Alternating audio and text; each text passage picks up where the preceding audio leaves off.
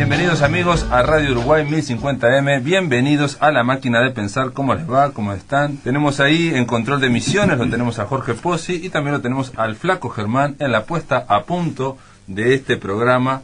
La máquina arranca, ya mismo arranca, dándole la bienvenida a un crítico literario, a un escritor uruguayo que vive allá en España. Él nos ha visitado varias veces y para mí por lo menos se ha descubierto como poeta, aparte de crítico literario. Fernando Einza, ¿cómo andás? Bien, con esta nueva vocación. Impresionante, se despertó poeta el hombre.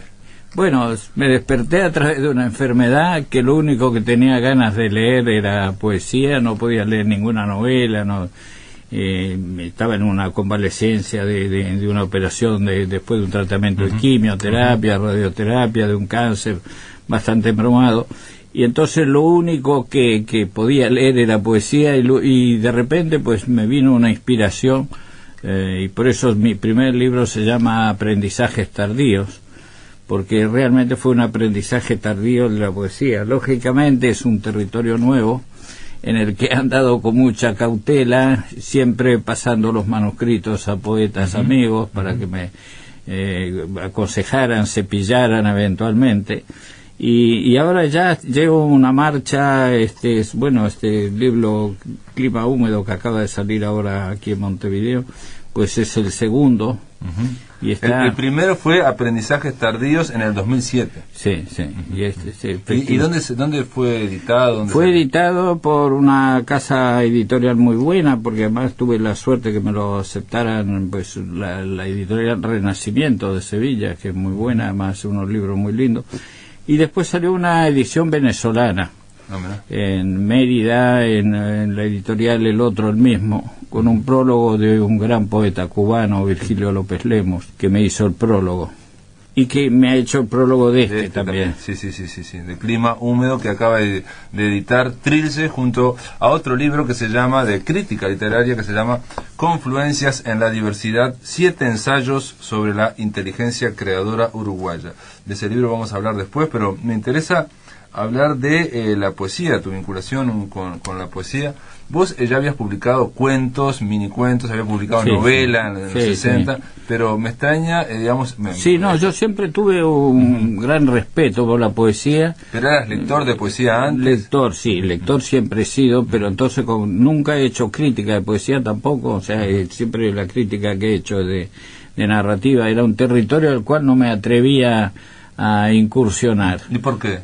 Porque, bueno, por respeto y al mismo tiempo por ese impulso que necesariamente tiene que tener uno para escribir poesía, porque uno puede elaborar una novela, construirla, un cuento, pero la poesía necesita venir tal vez de más adentro, por lo menos la poesía en la que yo creo, ¿no? Es decir, una cosa que tiene que salir muy de adentro, y realmente pues en mi caso ahora estoy en esta etapa digamos ya final de mi vida en estos últimos años. Pero ¿no será, Fernando, que un poco que caen también las prevenciones y las defensas y uno no se cuida tanto y se arriesga más, o no? No, yo o se da permisos a uno mismo. Sí, no, lo que me pasó es que tengo como una necesidad. Este libro surgió además de una experiencia muy curiosa. En el año 2002 yo vine aquí en el mes de julio, en plena crisis financiera del año 2002, lo que fue ese año, y yo nunca había venido en pleno invierno, no había vuelto al Uruguay en pleno invierno. Y yo vivo en un lugar que es tal vez uno de los lugares más secos de España, Zaragoza, de Aragón en general. Muy seco, no hay árboles casi, es desértico, hay desiertos incluso dentro de la comarca de Aragón.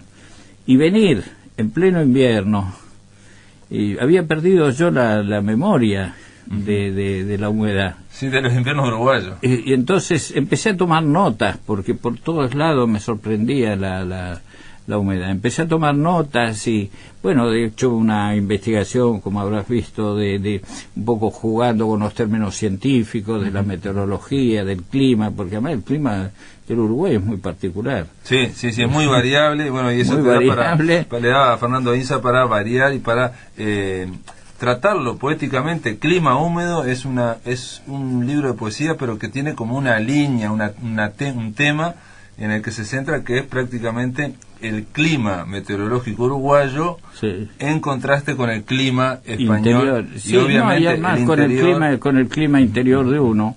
En cierto modo esto plantea un viaje hacia el pasado. Claro. Y hay pues un viaje al pasado, un viaje a esta humedad. Y sobre todo en la parte final hay una entrada a la casa que ha estado cerrada y donde la humedad se ha apoderado de todo. Y que es una cosa bastante impresionante cuando uno entra en una casa. Incluso hay uno de los poemas cuando uno se mete en la cama que está húmeda, sí, las sábanas húmedas, ¿no? Las sábanas húmedas y va a incursionar. Bueno, y ahí se habla también de la humedad de los recuerdos, ¿no? Claro. O sea, como que los recuerdos pueden ser como esa humedad o pueden tener las mismas propiedades de la humedad que te van envolviendo a poco y pueden pesarte mucho y bueno, y de repente aplastarte. Sí, nada más hay aquí un epígrafe de Onetti que cuando define la atmósfera del astillero, que es una atmósfera evidentemente húmeda, dice, para definir eso, dice que es como ponerse es como un día de lluvia en que me traen un abrigo empapado para ponerme. Es re pesado y re mojado y re húmedo, ¿no? Es la explicación de Juan Carlos Onetti sobre la atmósfera que predomina en el astillero, una novela que eminentemente es una novela de atmósfera, ¿no? Prácticamente, como todo lo de Onetti, prácticamente. Claro. Pero en este caso, en el astillero, pareciera que... está a orilla del río, todo ruinas, casas inundadas. Exacto, hay un proceso de decadencia o de podredumbre que tiene que ver con la atmósfera de un astillero que está cerrado y se está cayendo a pedazos, ¿no? Sí, efectivamente. Y bueno, ha caído, creo, bien, ya han salido ya un par de reseñas sobre este libro y me da la impresión de que por lo menos lo consideran original. No, ahí también es muy accesible al lector este tipo de poesía. Vos en un momento me dijiste, bueno, está escrito por un narrador, alguien que viene de la narración, y se nota ese hilo narrativo en todos los bueno, poemas, yo ¿no? Todos los libros que hasta ahora tengo publicados, tres libros de poesía, en todos ese hilo narrativo existe. Y además aconsejo siempre leerlos en orden, porque tienen un desarrollo cronológico, digamos, de desarrollo del propio libro. No son poemas sueltos. O sea que esos poemas vos los pones en el mismo orden en que fueron surgiendo, ¿no? No. O sea que le das después una forma al libro. Sí. No, lo voy articulando y cambiando continuamente, gracias a los poderes de la computación, van cambiando el orden, incluso hasta último momento, cambiando el orden de los poemas, ¿no? Si me dejas, quiero simplemente leer para que sepan, bueno, los poemas generalmente tienen el título extraído un verso del propio poema, ¿no? Y algunos sí. En general está dividido en tres partes, que dice, uno se llama Vivir la humedad desde adentro, es la primera parte; la segunda, Variantes de nuestra humedad; y la tercera, La triste alegoría de tu entorno. Pero hay una serie de frases, por ejemplo, uno de los poemas se llama Estados de atmósfera, otro se llama Tiempo inestable, Zona de turbulencias, Clima variable, el nuestro. Me hizo acordar un chiste que parece que puede estar mal que lo cuente, pero un chiste de alguien que viene un turista, un extranjero, y le dice, ¿le gusta el clima del Uruguay? Y el extranjero dice, sí, dice, si le gusta, dice, espera un momento y verá. Como diciendo que en realidad el cambio, la variación brutal del clima y ejerce en nosotros, en todos nosotros, un efecto que obviamente no se sabe. Yo digo carácter voluble el nuestro, digo, por el clima voluble también, es indudable. Pero vos decís, por ejemplo, extraes de un tratado de alguien, de un meteorólogo, que dice que el clima en Uruguay es tan variable que es difícil decir qué efecto ejerce sobre la gente. Sí. Algo así. Claro, porque también se habla yo juego con las palabras porque se habla de clima social, clima político. Claro. Sí. La palabra clima se aplica a muchas cosas, entonces juego también con esas acepciones de la misma forma que jugás con la palabra tiempo, ¿no? Ah, claro. O sea, yo le comentaba, cuando recibí el libro, estaba justo en la radio entrevistando a Marta Canfield, que vino con una amiga colombiana, ya se quedó callada la amiga, pero mientras la entrevistaba, la amiga colombiana se puso a leer el libro, ¿no? Y le llamó la atención el clima húmedo, todas las variaciones que hay sobre el clima. Ajá. Y mi explicación fue que, supongo, yo no he ido a Colombia nunca, pero si uno va a Colombia es prácticamente el mismo clima, o sea, no hay estaciones, no hay, o hay muy pocas, digo, ¿no? Aquí están muy marcadas las estaciones, y yo diría que están marcadas las semanas, ¿no? O sea, va variando semana a semana. Y yo le comentaba que una de los temas recurrentes en la gente, los uruguayos, es qué tiempo, cómo está el tiempo, qué tiempo hace, qué tiempo lindo, hasta cuánto durará, cuándo se viene. Y bueno, yo que vivo en España, en otras partes la gente no habla continuamente del tiempo como se habla acá si uno va a la verdulería, a la carnicería, a la panadería. Claro, por las variaciones esas asombrosas, sí. Yo felizmente estos días he tenido mucha suerte con el tiempo. He vivido un veranillo postergado, un otoño muy suave hasta ahora, ¿no? De todas formas, cuando yo leía el Clima Húmedo, tu libro de poesía, y cuando hablas del invierno, pensé, pero como lector, ¿no? Fernando Ainza está recreando un invierno que era de los de antes, porque también el invierno ha cambiado muchísimo en Uruguay, no sé si por el efecto del clima global o todos los cambios que hay, ¿no? Pero aquel invierno que uno se acordaba de que era de una humedad y lluvia constante, ha variado, ha habido inviernos secos. Ajá. O sea, sí, bueno, habrá que... Pero tiene que ver con el recuerdo. Pero el año 2002, el año 2002 fue tremendo, me marcó. Debería llevar fecha en honor de ese año invierno terrible. Claro, el 2002. Y también te da para hablar acerca de el impulso y su freno. Vos planteás también que todo aquí de alguna forma se va apaciguando por el clima, digamos. Bueno, siempre ha sido definido por los sociólogos y por los ensayistas, justamente por Carlos Raldazúa, el autor del impulso y su freno, como país de medianías, como país de donde todo se compensa, bueno, salvo periodos donde desgraciadamente las cosas han sido tremendas, ¿no? Pero en general el carácter nacional va por ese lado, por ese lado de contemporizar, de buscar Vos lo planteás, en un momento también uno piensa si el lector de este libro, Clima Húmedo, será el destinatario solamente los uruguayos, porque parece como que también estuvieras pensando en el lector español. Me refiero a que obviamente estás viviendo en España ahora, y hay aclaraciones en cuanto a frazadas, como le dicen a las mantas, o roperos, como le dicen a los armarios. Y bueno, y una de las cosas que pones también acerca de este clima que tenemos nosotros aquí en Uruguay, es que por un lado es muy variable lo que estamos comentando ahora, y realmente impredecible, ¿no? Pero por otro lado, esas variaciones se dan dentro de un rango, digamos, de normalidad. O sea, aquí no hay desastres naturales. Y también no hay... lo digo. No, sí, por eso lo aclarás. Lo aclarás que para un lector uruguayo no hace falta aclararlo. La geografía tampoco es violenta, ni abrupta, ni no hay barrancos, ni montañas altas, ni no había ciclones tampoco, no hay ciclones, ni tornados. En el 2005 hubo uno aquí que, pero muy excepcional. No, lo que hay es este libro va a salir ahora en otoño, espero, en España, editado allí. Ajá. Está previsto por vos pensaste entonces en el lector español, pero también tiene que ver con tu estadía allá, además me gustó el juego, además en el postfacio una crítica italiana que ha hecho una especie de estudio de ontología de lo húmedo.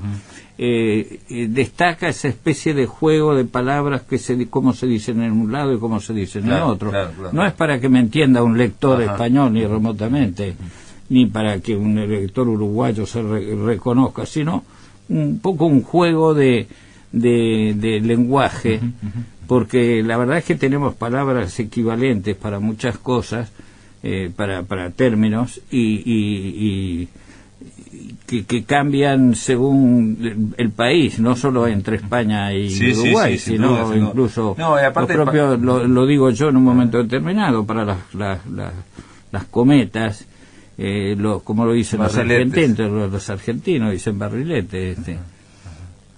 Sí, estaba viendo acá, por ejemplo, dice, la llamamos humedad relativa, la medimos en porcentajes de humedad ambiente, la difunden emisoras en partes del tiempo, ronda el 80%, nos repiten, la asumimos no sin cierta dosis de paciencia, se palpa en el entorno que nos rodea, variables de frentes fríos o cálidos, anuncio de borrascas, para desorientar a incautos y desprevenidos visitantes.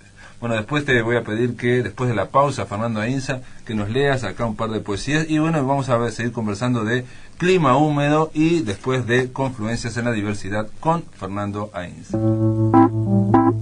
En el aire de Radio Uruguay, La Máquina de Pensar.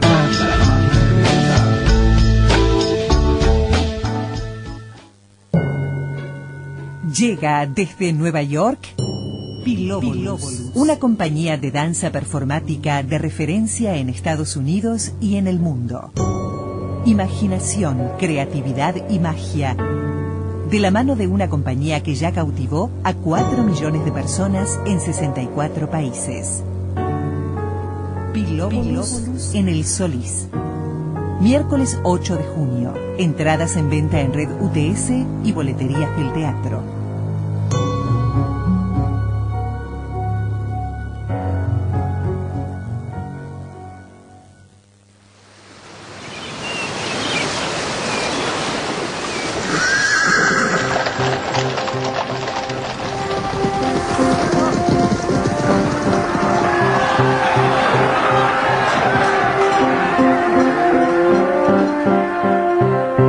Los hechos históricos.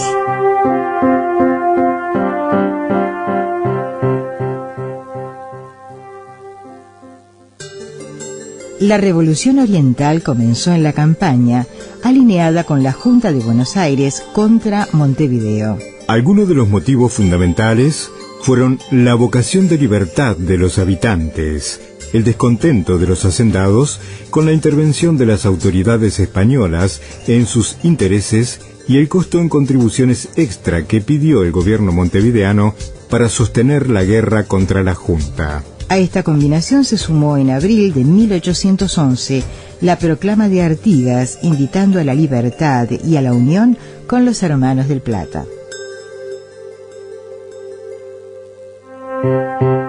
Aporte de la Radiodifusión Nacional en el año del Bicentenario.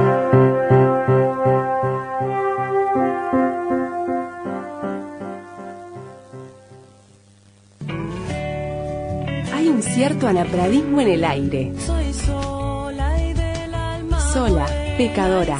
Ana Prada en su mejor momento llega al Teatro Solís. Ana Prada Soy.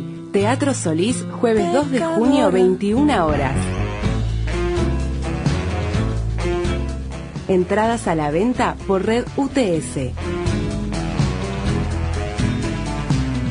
Invita Radiodifusión Nacional del Sodre.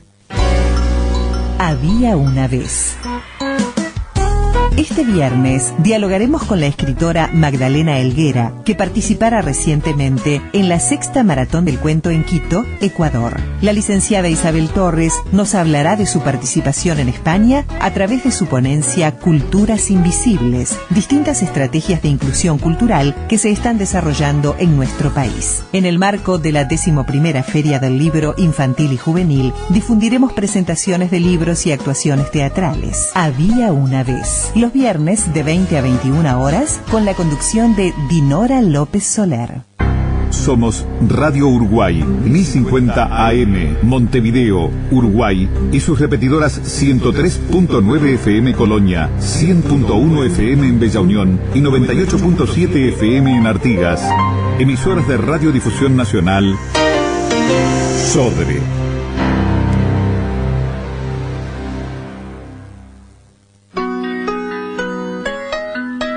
Para comunicarte con la máquina, envía un SMS al 099 78 0066 o un correo electrónico a lamaquinadepensar@adinet.com.uy.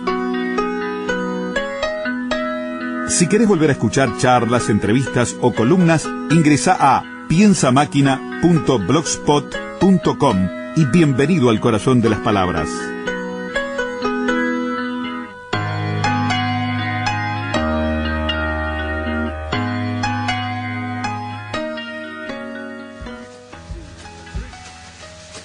Who says I can't get stoned? Turn off the lights and the telephone. Me in my house alone. Who says I can't get stoned? Who says I can't be free from all of the things that I used to be?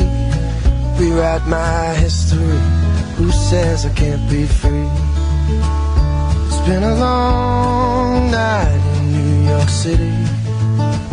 It's been a long night in Baton Rouge. I don't remember you looking any better, but then again I don't remember you. Who says I can't get stoned? Call up a girl that I used to know. Fake love for an hour or so. Who says I can't get stoned? Who says I can't take time? Meet all the girls in the county line. Wait on fate to send a sign. Who says I can't take time? It's been a long night in New York City. It's been a long night in Austin too. I don't remember you looking any better, but then again I don't remember you.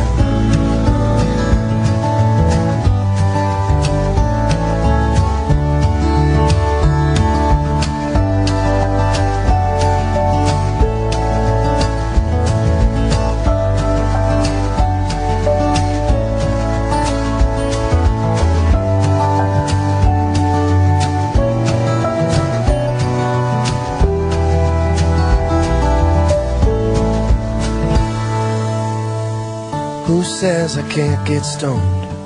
Plan a trip to Japan alone. Doesn't matter if I even go. Who says I can't get stoned? It's been a long night in New York City. It's been a long time since 22. I don't remember you looking any better. Then again, I don't remember you.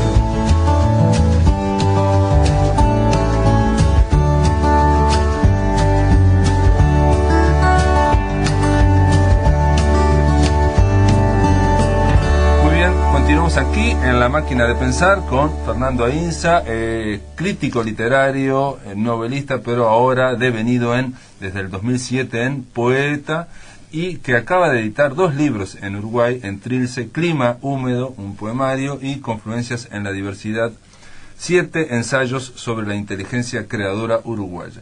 Clima húmedo, estábamos comentando, bueno, obviamente el tema de la humedad no solamente da para hablar, digamos, de la humedad como factor ambiente, no solamente da para hablar de los recuerdos, el tema del pasado, la nostalgia, que en un momento se dijo que era muy uruguaya, ¿no? Un estado de nostalgia, ¿no? Que obviamente parece que es la que campea, por lo menos en el universo de Onetti, ¿no? La Universidad de Onetti parece empapado en esa especie de nostalgia en la cual las almas están recordando lo que pasó o comentando lo que puede pasar.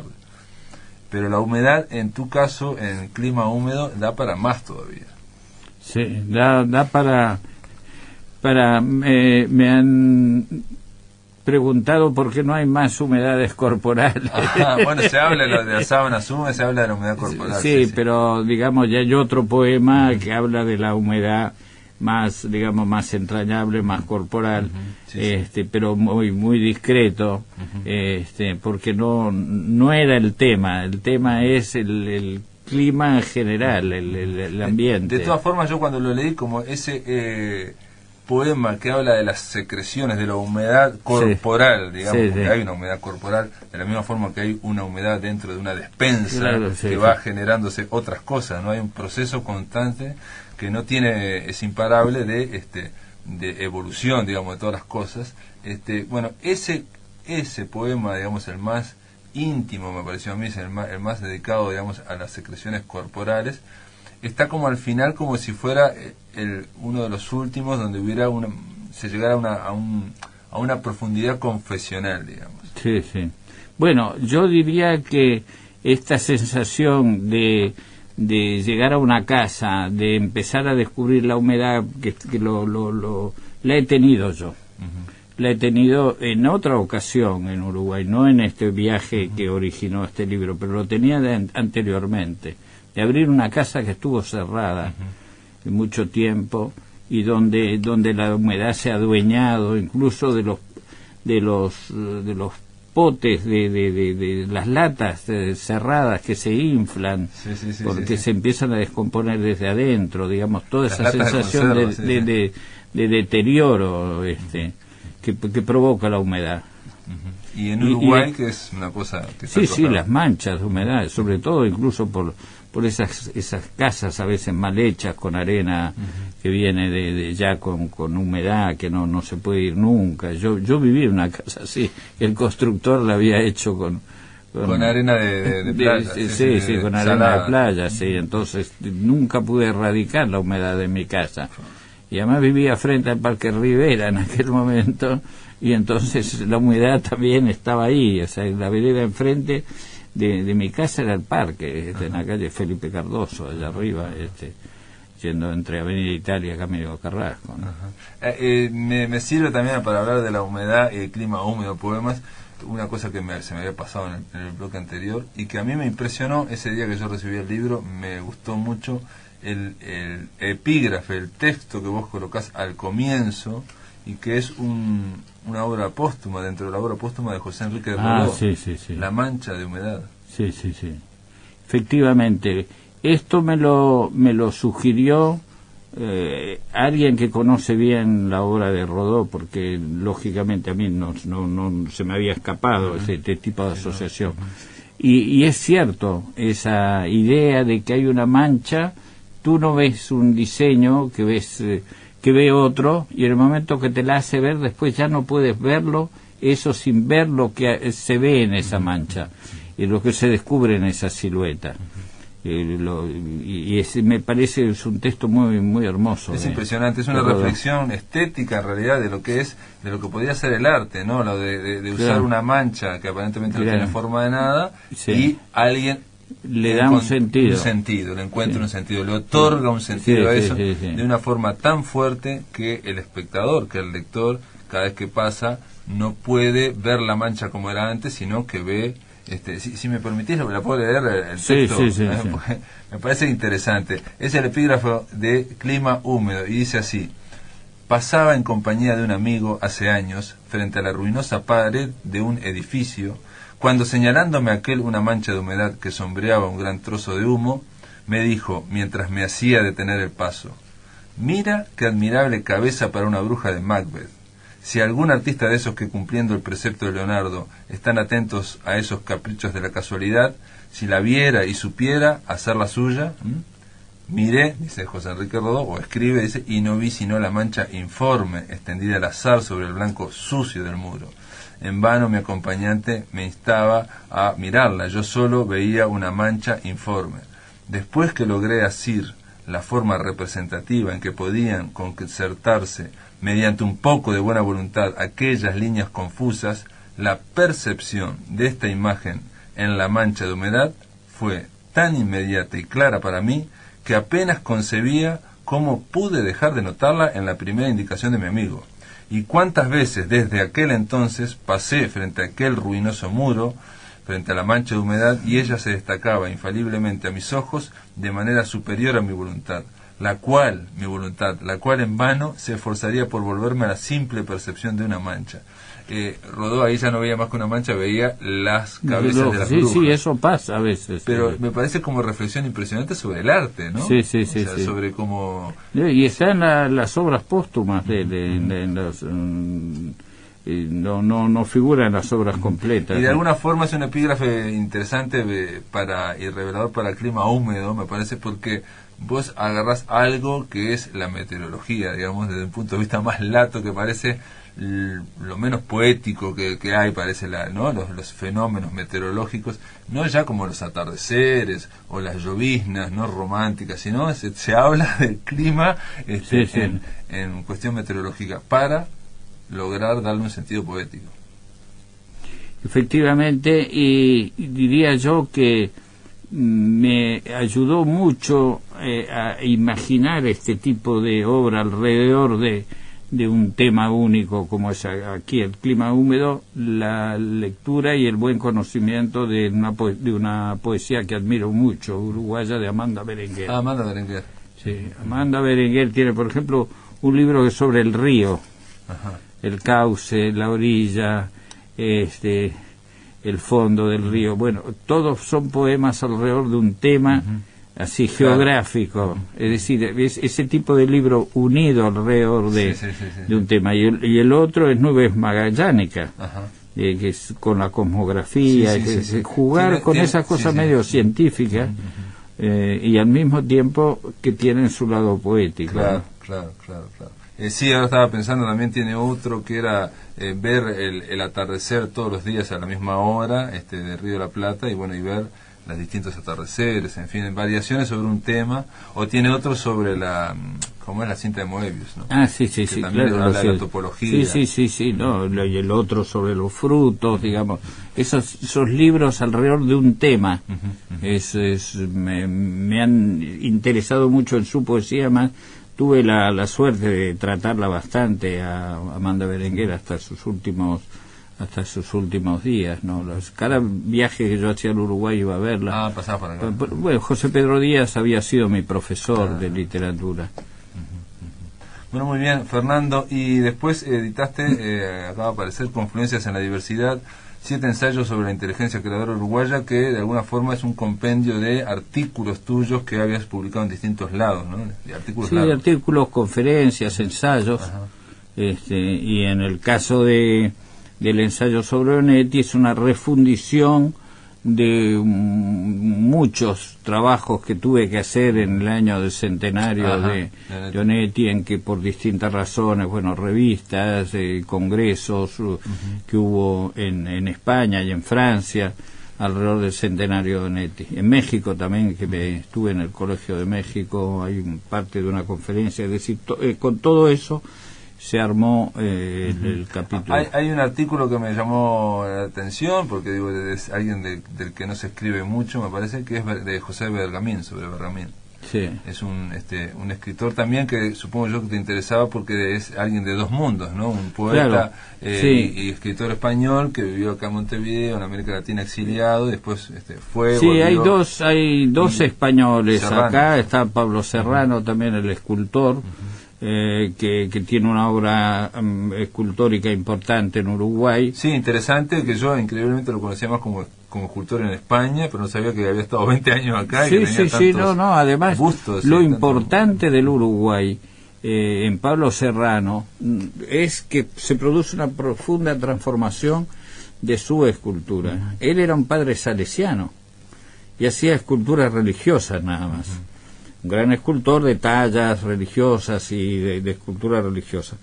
Viene al Uruguay, deja la orden de los salesianos, se seculariza su arte, se casa, tiene un hijo nacido en Uruguay y transforma su arte de tal manera que cuando después va a España se transforma en uno de los grandes escultores contemporáneos.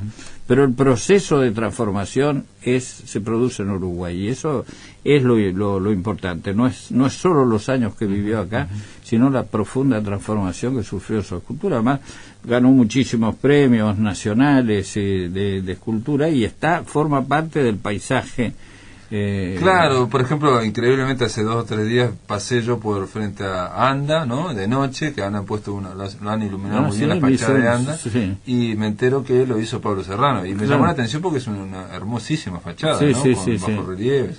No, y él había hecho una que desgraciadamente se quemó, que la puerta de la UTE.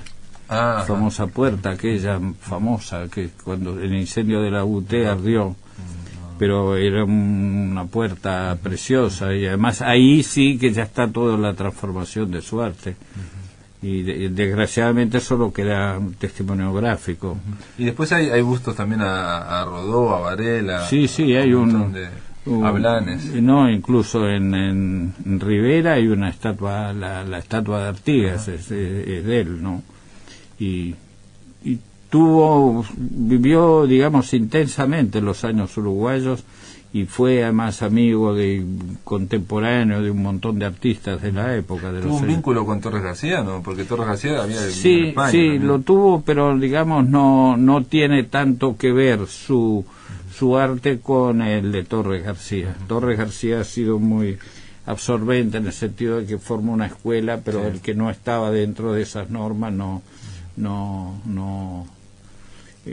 sus relaciones son más bien con una escultura que en su momento fue oficial, porque hay muchos monumentos públicos del Uruguay, o sea que tenían cargos de tipo oficiales. Claro. Sí, digo Varela, Blanes, la estatua de Artigas. Y hay un detalle simplemente de Pablo Serrano, no, a ver, para si... El Uruguay de Pablo Serrano, que quiero decirlo al final, Pablo Serrano aparentemente escribió que Montevideo es un lujoso biombo para ocultar al Uruguay. Eso no lo dijo Pablo Serrano, eso lo ha dicho un ensayista uruguayo. Pero me parece notable porque tiene que ver con una... Bueno, claro, es que el Montevideo de los años 30, con toda la magnificencia de los monumentos, el Estadio Centenario, todas las cosas de Belloni, por toda la ciudad, el obelisco, digamos, es una ciudad espectacular. Además había la Rambla Sur, el Prado, la Rambla Sur, claro. Y detrás se decía que era como un biombo que escondía el país que estaba pues mucho más empobrecido y con otro. Bueno, queda hecha la invitación. Confluencia en la diversidad, son 7 artículos, 7 ensayos sobre la inteligencia creadora uruguaya. No podemos hablar de todos, está artículos sobre Onetti, sobre narradores, sobre Bergamín, que a mí me interesaría en algún momento hablar más de Bergamín, de José Bergamín. Pablo Serrano es un escultor que no se conoce quizás demasiado aquí. En España era considerado uno de los grandes escultores cuando era famoso Joan Miró, por decirte algo, claro, ¿no? O sea, a ese nivel. Y bueno, después está la primera novela uruguaya, pero bueno, se nos termina el tiempo. Fernando Ainsa, te doy las gracias por estar acá, La Máquina de Pensar. Muchas gracias por esta nueva oportunidad de hablar de libros, que siempre es interesante. Sí, vamos a ver después si podemos hacer algún contacto telefónico a lo largo del año, porque bueno, Fernando Ainsa vive allá, cerca de Zaragoza, pero... Hemos hecho ya algunos. Hemos hecho algunos. El problema es que hay que levantarse tarde, ¿no? Porque allá como son como a la 1 de la mañana. Bueno. Pero bueno, siempre por hablar de literatura vale la pena, Fernando. Bueno, muy bien, muchas gracias. Una vez más. En el aire de Radio Uruguay, La Máquina de Pensar.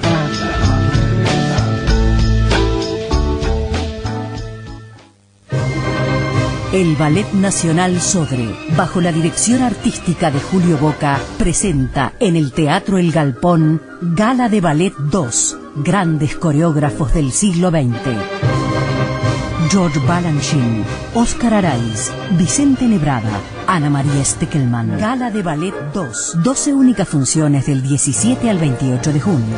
Teatro El Galpón.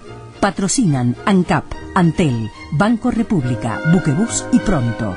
Entradas desde 90 pesos en venta en Red UTS, Sala Nelly Goitiño, Auditorio Nacional y Teatro El Galpón.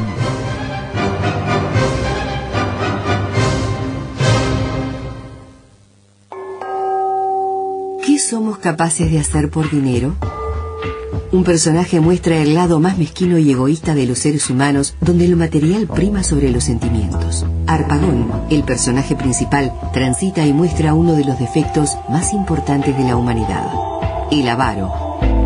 Todos los sábados de mayo, junio y julio a la hora 20:30. Fundación Manuel Espínola Gómez, Paraguay 1176, esquina Canelones. Reservas 097-050-005 o 099-985344. La Cámara de Editores de Revistas y Periódicos del Uruguay tiene el agrado de anunciar la conferencia de Nicolás Branca.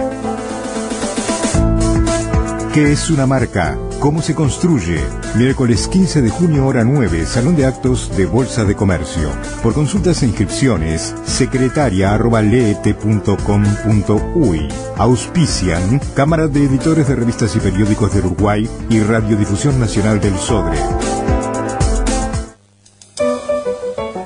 La noche se llena de radio. Se llena de radio. Antunes, Martel, Romano, Cardoso, Miliónico. Desde las 21 hasta el final del día, visión nocturna. En Uruguay, somos la noche. Somos la noche.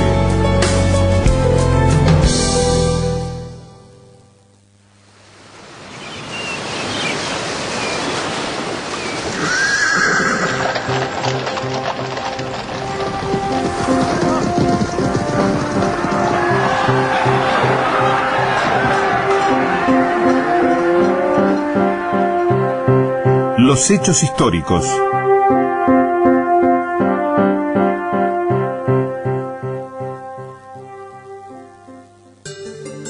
La Revolución Oriental comenzó en la campaña, alineada con la Junta de Buenos Aires contra Montevideo. Algunos de los motivos fundamentales fueron la vocación de libertad de los habitantes, el descontento de los hacendados con la intervención de las autoridades españolas en sus intereses y el costo en contribuciones extra que pidió el gobierno montevideano para sostener la guerra contra la Junta. A esta combinación se sumó en abril de 1811 la proclama de Artigas invitando a la libertad y a la unión con los hermanos del Plata.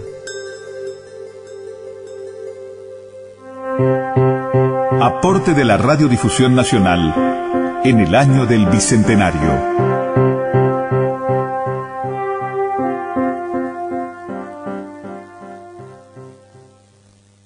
Somos Radio Uruguay, 1050 AM, Montevideo, Uruguay, y sus repetidoras 103.9 FM en Colonia, 100.1 FM en Bella Unión y 98.7 FM en Artigas. Emisoras de Radiodifusión Nacional Sodre.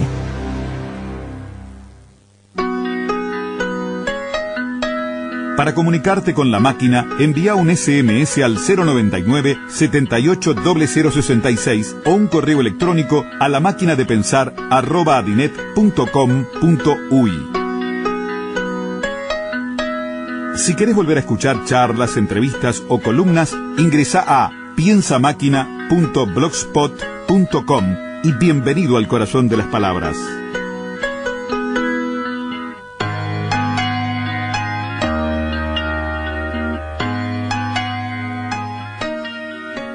A continuación, en nuestro espacio, cuando pasa por la voz, vamos a escuchar a Marta Canfield, que nos va a leer poesía de su antología poética Sonriendo en el Camino. ¿Qué ocurre cuando el cuento y la poesía pasan por la voz? La palabra a través de la garganta y junto al corazón transforman al texto. Cuando pasa por la voz, un espacio para oír la voz de poetas y narradores.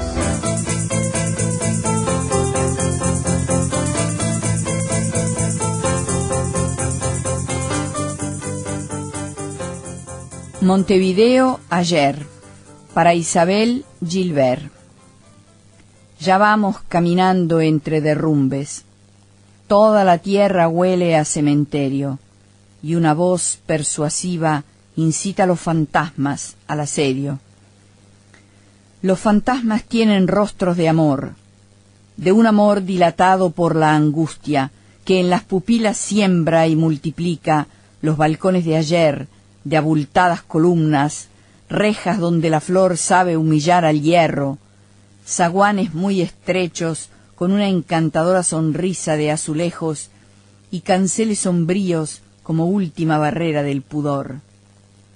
Desnudez vegetal en el patio techado por los innumerables nudos de la parra, cuyas uvas, en racimos tantálicos, parecería que nadie hubiera de alcanzar si tan solo reflejos de las almas febriles, matorral intangible de recuerdos, o gemidas palabras sobre estériles hojas, han de quedar para siempre mis memorias de mis calles de ayer, de mi Montevideo.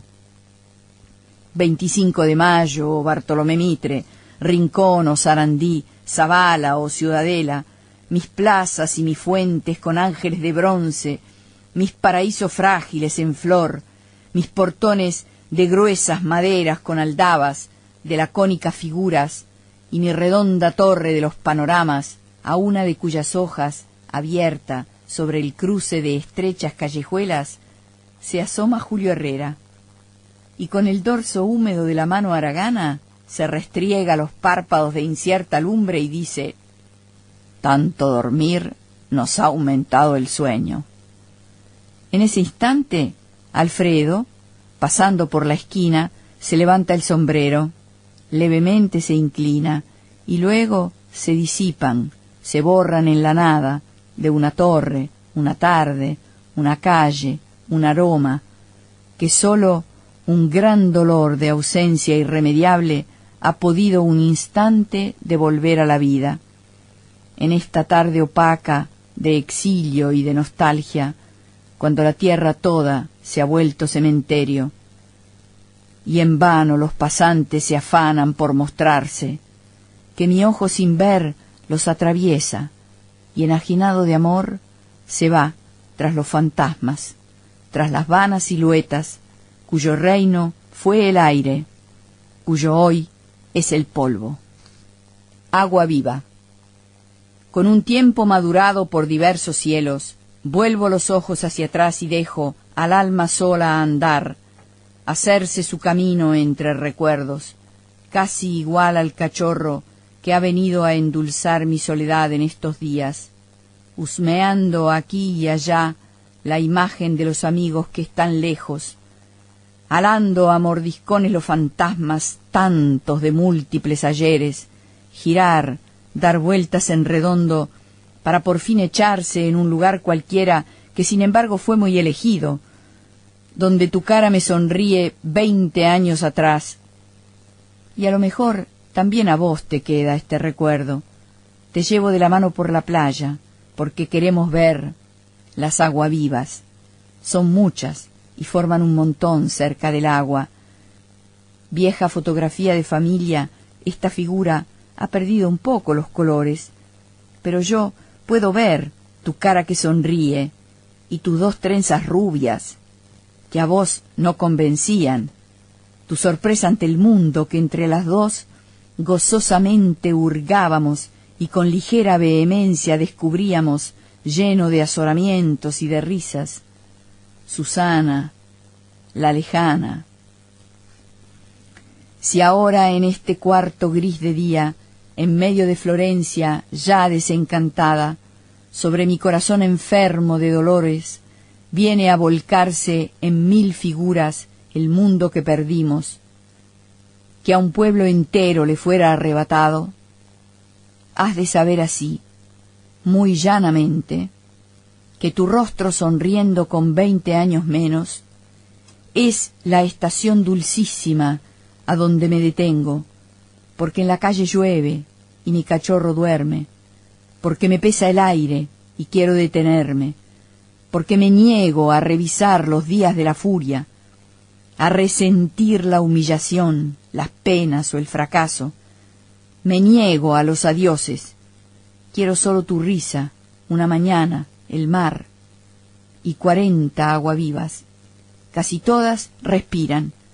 Te llevo de la mano, desvelo un continente, te hago pisar prodigios en lo nuevo, fresquísima, orgullosa, ayer nacida. Te enseño aquello que conozco apenas y me detengo aquí. Susana,